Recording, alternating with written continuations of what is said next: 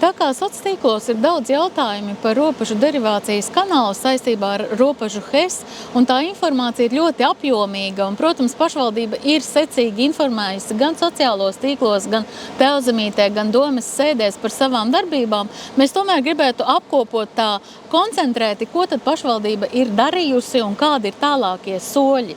Labi zinām, ka jau no 2001. gada robežu HES darbojas, un tā pēdējā ziņa uzsākot jaunajā robežu novada domē strādāt, bija iepriekšējās domes sižets 2020. gada aprīlī panorāmā, kur robežu novada doma informē, ka ir līdzīpašnieks arī šim uzņēmumam Hidroenerģija Latvija un ka, citēju, mēs esam mazākuma daļu turētājs, pašvaldība varētu atteikties no šīm daļām, jo mums nav nekādas iespējas ietekmēt elektrostacijas darbību un arī nekāda labuma pašvaldībai no šīs dalības HESā nav. Citāta beigas.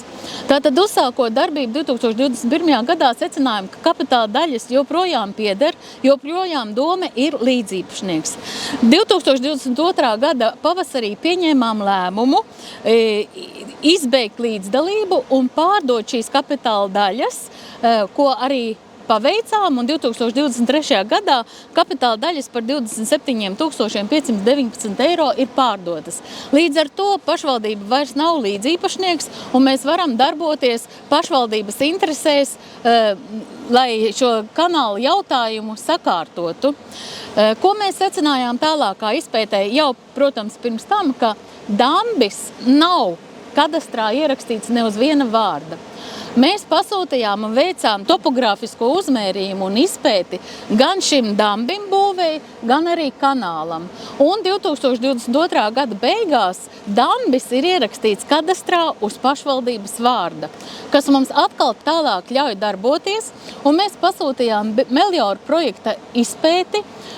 Šī izpēte notika gada garumā, tika saskaņots arī atzinumi saņemti no dažādām institūcijām, un mums ir atzinums, kā mēs tālāk varam rīkoties, lai šo krastu eroziju apturētu un turpinātu darbus. Bet tā kā, pirmšķietami mums liekas, ka tomēr uzņēmējs nedarbojas ļoti godprātīgi, un esam ziņojuši daudzas reizes, mums ir arī bijuši daudz sapulces ar valsts vides dienestu un ar sabiedrību un semināri, kas ir rīkoti. Tātad valsts vides dienestam arī šobrīd mēs esam ziņojuši sožu ziņojumā, ka pirmšķietam mums šķiet, ka augstuma atzīmes tiek pārkāptas, tad mēs kā pašvaldība esam izvēlējušies ceļu, kas ir no mūsu puses juridiski, mūsuprāt, likumīgs un sakārtots, ka mēs darbosimies no šī dambja, kas tagad ir ierakstīts uz pašvaldības vārda puses, kur mēs varētu kā pašvaldība regulēt šo iespējamo ūdens ieplūdes daudzumu kanālā. Un Nora Puķīte-Babānis, vides speciālists, mums izstāstīs, tātad kādos projektos mēs jau darbojamies un ko esam iesnieguši. Jā, labdien! Tātad 2024. gada pavasarī, maijā tika noslēgts sadarbības līgums ar Latvijas vides ģeoloģijas un meteoroloģijas centru.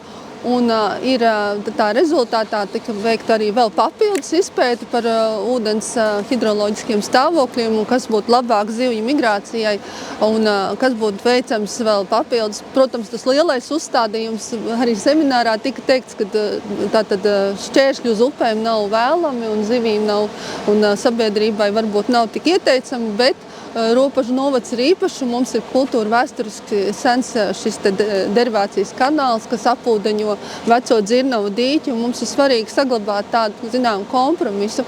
Kā rezultātā projekta aktivitāšu ieviešanā, īstenojot līgumu, ir iesniegts zivju ceļa izbūves robežu dambju uz Lielās Juglas pārbūves projekts. Tātad finansējums saņemšanai, projektēšanas stadijai, kur finansējums jau ir tā kā garantēts, un arī šobrīd burtiski ir iesniegts lauku atbalsta dienestā pieteikums par būvniecības jau fāzes.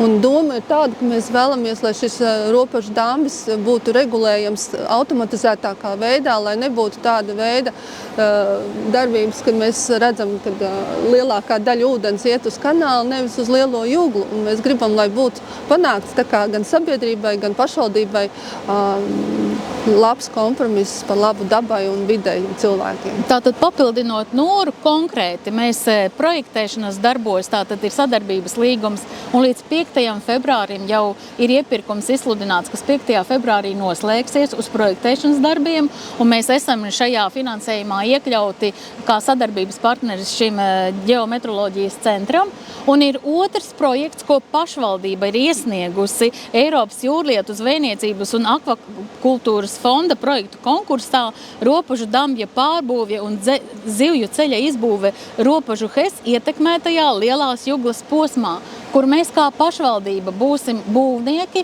un uzraudzīsim gan šo būvniecības procesu, gan lai mēs varētu kā pašvaldība kontrolēt, kas ir tas mūsu plāns. Jau projekta stadijā speciālisti piedalīsies, lai mēs projektējot šo dambi varam automātiski ieprojektēt, ka pašvaldība var regulēt ūdens daudzuma ieplūdi kanālā. Ja mums pirmšķietami šķiet, ka uzņēmējs negodprātīgi rīkojas, mēs jau šo projektu īstenojot, to varēsim automātiski izdarīt kā pašvaldība, jau ieprojektējiet dambī, ka ik pa brīdim atverās kāda cita slūža, ka šo ūdeni novada upē.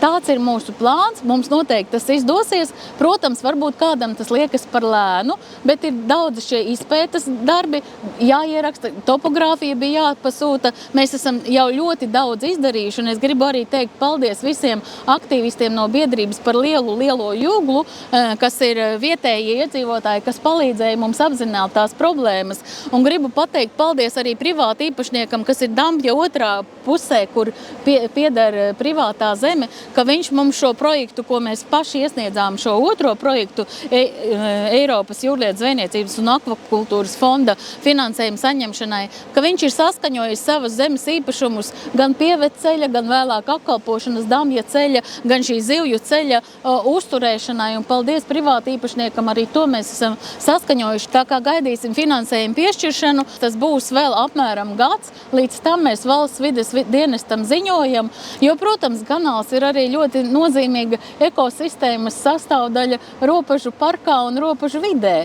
Mēs par šiem lēmumiem, par šiem arī projektā startēšanām esam ziņojuši, bet izsakot līdzi, jums ir taisnība, tas ir grūti, bet tā kā pašvaldība ļoti aktīvi strādā pie šī problēma jautājuma, gribu pateikt lielu paldies visiem speciālistiem, arī visām institūcijām, ar kurām mēs regulāri sadarbojamies, un arī biedrībai par lielo juglu. Tā kā paldies par sadarbību.